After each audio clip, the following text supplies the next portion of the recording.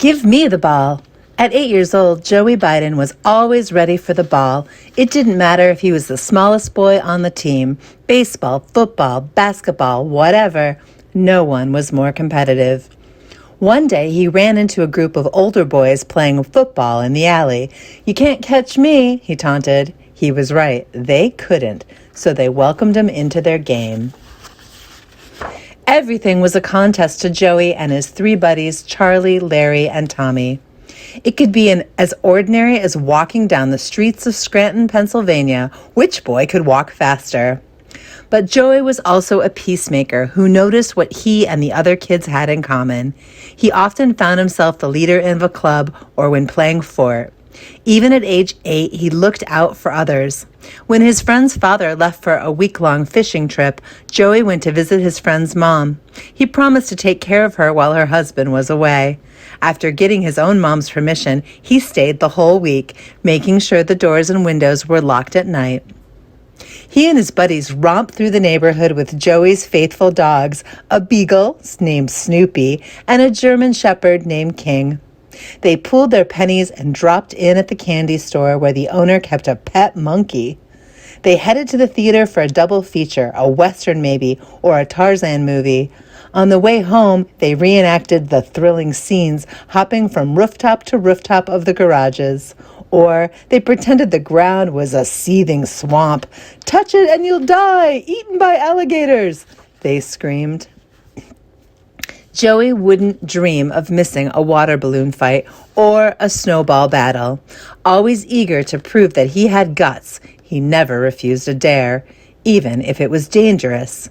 He climbed atop a mountain of still-burning coal, for example.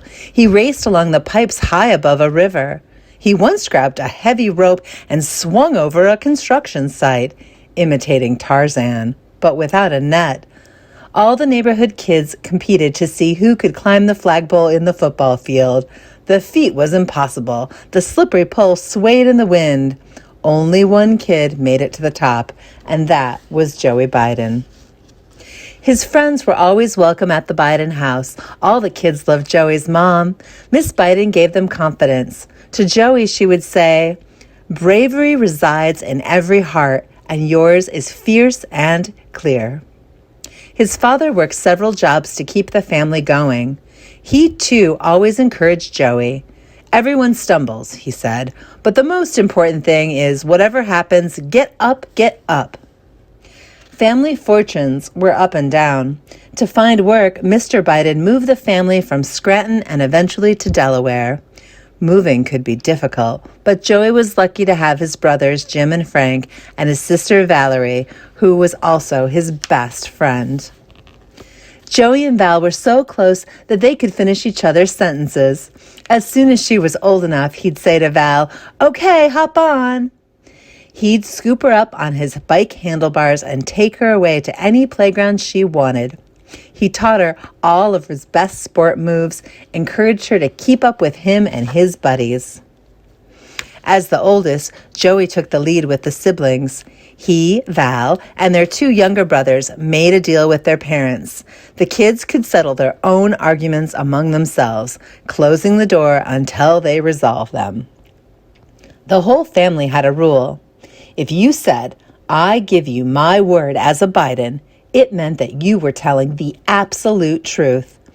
Often after dinner, Joey biked down to the drugstore to get everyone a half-gallon of vanilla ice cream to eat while watching Lassie and their other favorite TV shows.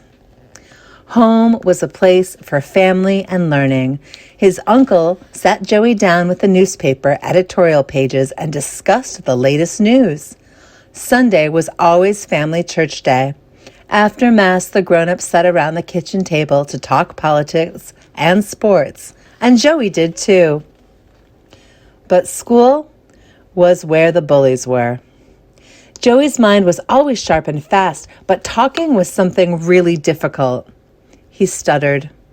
The words just wouldn't come out smoothly. "Joey, it's because you're so bright," his mother would tell him. "You just can't get the thoughts out quickly enough." Kids made fun of him with cruel nicknames. They assumed he wasn't smart. Joey felt incredibly frustrated, but he remembered his father's words, "Get up, get up." Instead of showing how hurt he felt, he fought with boys who teased him. And he also defended others from bullies, keeping an eye out for kids who were being made fun of. He took heart from his mother's words. "Remember, Joey, you're a Biden. No one is better than you. You're not better than anyone else, but nobody is any better than you." Joey started thinking of ways to help himself talk more smoothly. Reading out loud in class was his biggest fear. When he knew his turn was coming, he took care to count the desks in advance and figure out which passage he'd be called upon to recite. Then he would memorize it, practice, then pause, pretending that he was reading out loud. He noticed that planning ahead helped. As a paperboy delivering newspapers, he knew which neighbors along his route were fans of the Yankees. Before he went to collect payment, he would check the sports pages so he could say something about the latest game. He even tried the famous marble trick that he'd read about from ancient Greek philosophers. One day, he took 10 pebbles from a neighbor's garden, put them in his mouth, and practiced speaking, hoping to strengthen his muscles. He had to stop when he realized he was more likely to swallow the pebbles than anything. Joey went to Catholic schools where nuns were the teachers. They taught math and history, of course, but also values like playing fair, helping others, and being honest. Nuns even played baseball with him. They did everything to encourage him. They stood up for him when he was bullied, and they offered ideas to help with his speech. One nun suggested putting a sing-song rhythm to his words. So in his bedroom, Joey began memorizing long passages of Irish poems. While holding a flashlight under his chin in front of the mirror, he recited poetry out loud, studying the movements of his face, trying to stop his muscles from tensing up. Hours of practice did seem to help. After his father got a better job, the family moved to Claymont, Delaware. Joey looked ahead, or actually across the street. His deepest wish was to attend the Catholic school overlooking the Delaware River. It was a stately marble building, and he could see from afar sunlight dancing off the 200 windows. But his family couldn't afford the tuition. So he turned his dream into a reality by applying for a work-study program. He spent summers painting the school's iron fences and pulling weeds in the gardens, and he washed those windows, all 200 of them, with vinegar and water, drying them with newspapers. While in high school, he grew a whole foot taller. No longer Joey, but Joe. A football and a basketball star, he didn't have to say, "Give me the ball," anymore. He even earned a new nickname, Hands, for his wizardly ability to catch the ball. In his senior year, he led his football team to an undefeated season, even dramatically scoring the last touchdown himself. He was a leader off the field as well, elected class president during his junior and senior years.